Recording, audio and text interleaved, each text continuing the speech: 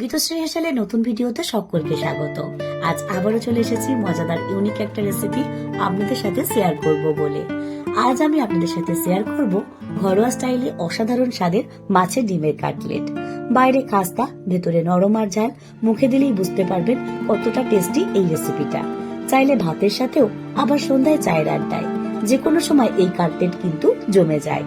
খুব কম সময়ে, খুব সহজ উপায়ে, অল্প কয়েকটা ঘরোয়া উপকরণ দিয়ে দারুণ টেস্টি মাছের ডিমের কাটলেটটা আপনারা তৈরি করে নিতেই পারেন। তাই দেরি না করে চলুন আজকে রেসিপিটা শুরু করি। রেসিপির শুরুতেই মাছের ডিমকে পরিষ্কার জল দিয়ে ধুয়ে নিয়েছি। এবার এর মধ্যে দিয়ে দেব 1 চা চামচ নুন আর 1/2 চা চামচ হলুদ। খুব ভালো করে নুন আর হলুদ দিয়ে মাছের ডিমটাকে মেখে রেখে দেব। অন্যদিকে আমি কিছু সবজি কেটে নিয়েছি।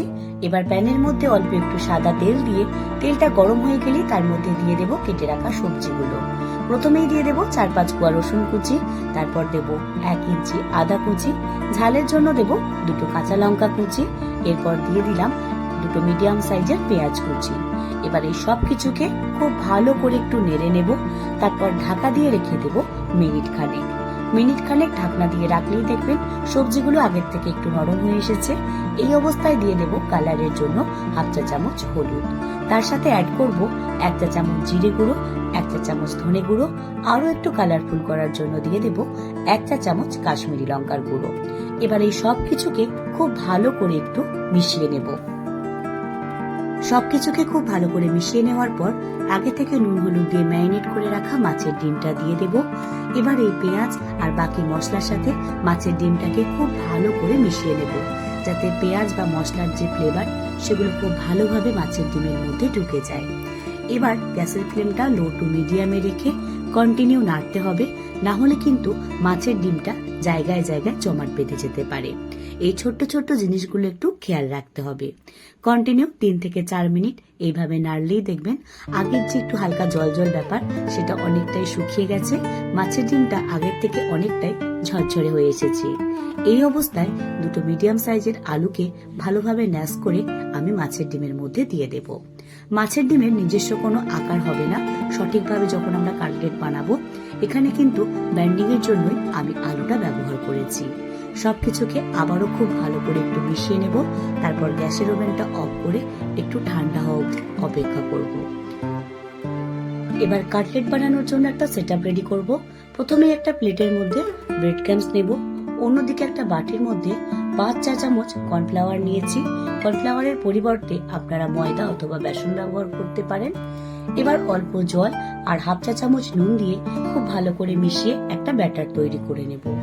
অন্যদিকে মিশ্রণটা হাতের সাহায্যে একটু প্রেস দিয়ে ভালোভাবে মেখে নেব, যাতে সবকিছু সমানভাবে মিশে যায়। এরপর হাতে একটু সর্ষের তেল দিয়ে অল্প অল্প ছোট ছোট করে নিয়ে প্রথমে হাতের সাহায্যে গোল করে নেব। তারপর 2 হাতের তালুর মাঝে দিয়ে হালকা একটু চেপে চ্যাপটা করে আঙুলের সাহায্যে চারদিক থেকে সমানভাবে একটু ঢেলে একটা চৌকো আকার দিয়ে দেব। কাটলেট বানানো ভীষণই ইজি, আপনারাও খুব সহজেই তৈরি করে নিতে পারেন। প্রথমে আমি সবগুলো কাটলেট একইভাবে তৈরি করে নেব।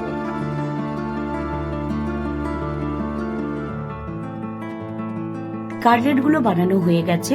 এবার প্রথমে আমি ব্যাটারের মধ্যে দিয়ে ভালো করে এপিট ওপিট কোটিং করে নেব। তারপর আমি ব্রেড ক্রাম্বসের মধ্যে দিয়ে অন্য হাতের সাহায্যে ব্রেড ক্রাম্বস দিয়ে ভালোভাবে কোট করে নেব।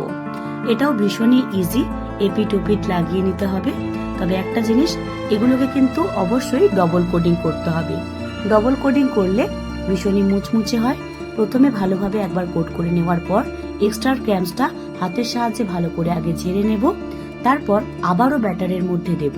তবে অবশ্যই 2 হাত ব্যবহার করতে হবে, একটা হাত ব্যাটারের জন্য, অপর হাতটা ব্রেড ক্রাম্বসের জন্য।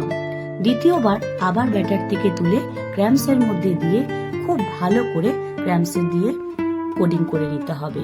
আর এক্সট্রা যে ক্রাম্বস সেটা কিন্তু অবশ্যই হাতের সাহায্যে ভালোভাবে ঝেড়ে নেব। বানানো ভীষণই ইজি, আপনারাও খুব সহজেই করে নিতে পারবেন। একই পদ্ধতিতে আমি সবগুলো কাটলেট কিন্তু এইভাবে কোট করে নেব। কাটলেটগুলোকে কোট করবার জন্য যে ক্রাম্বস ব্যবহার করছি এটা কিন্তু আমি বাড়িতেই তৈরি করেছি। আপনারাও চাইলে খুব সহজেই বাড়িতেই হোমমেড ক্র্যাম্পস তৈরি করে নিতে পারেন। গীতশ্রী হেসেলে ভেজিটেবিলের রেসিপিতে আপনারা ক্র্যাম্পসের রেসিপি পেয়ে যাবেন। একইভাবে আমি সব কাটলেটগুলো তৈরি করে নিয়েছি। এবার এগুলোকে সেট হওয়ার জন্য 1 ঘন্টা এইভাবেই রেখে দেব। অন্যদিকে প্যানের মধ্যে বেশ খানিকটা সাদা তেল গরম করে নিয়েছি। তেলটা বেশ গরম হয়ে গেছে। এই অবস্থায় গ্যাসের ফ্লেমটা লো টু মিডিয়ামে করে একে একে বানিয়ে রাখা কাটলেটগুলো এর মধ্যে দিয়ে দেব ভেজে নেওয়ার জন্য। আমি এখানে ব্যাচ ওয়াইজ প্রায় 2 ব্যাচে ভেজে নিয়েছি। তবে একটা জিনিস অবশ্যই খেয়াল রাখতে হবে, ফ্লেমটা যেন লো টু মিডিয়ামে থাকে, কারণ হাই ফ্লেমে থাকলে উপরে তাড়াতাড়ি কালার চলে আসবে, ভেতরটা কাঁচা থেকে যাবে, সেই সঙ্গে ফেটেও যেতে পারে। তাই এই ছোট্ট ছোট্ট জিনিসগুলো একটু খেয়াল রাখতে হবে। লো টু মিডিয়াম ফ্লেমে হাতে বেশ সময় নিয়ে প্রায় 3 থেকে 4 মিনিট ধরে এপিট ওপিট উল্টে ভালোভাবে যতক্ষণ না গোল্ডেন ব্রাউন কালার হচ্ছে ঠিক ততক্ষণ এগুলোকে ভেজে নিতে হবে। 3 থেকে 4 মিনিট ভালোভাবে একটু এপিট ওপিট নেড়ে নিলেই দেখবেন খুব সুন্দর গোল্ডেন ব্রাউন কালার হতে শুরু করেছে। এবার এগুলোকে একে একে প্রথমে টোনের সাহায্যে তুলে একটা ছাঁকনির মধ্যে রেখে দেব, যাতে এক্সট্রা যে অয়েল সেটাও খুব ভালোভাবে ঝরে যায়। ঝটপট তৈরি করে নিতে পারেন। এতটাই টেস্টি যে এই রেসিপিটা বাচ্চা থেকে বড় সকলে কিন্তু খুবই পছন্দ করবে। গরম ভাত বা সন্ধ্যায় চায়ের আড্ডায় দারুণ লাগে খেতে। আর হঠাৎ যদি বাড়িতে কোনো গেস্ট চলে আসে, তাদেরকেও আপনারা স্ন্যাক্স হিসাবে এটা সার্ভ করতে পারেন। আজকের রেসিপিটা আপনাদের কেমন লাগলো কমেন্ট করে জানাতে প্লিজ ভুলবেন না।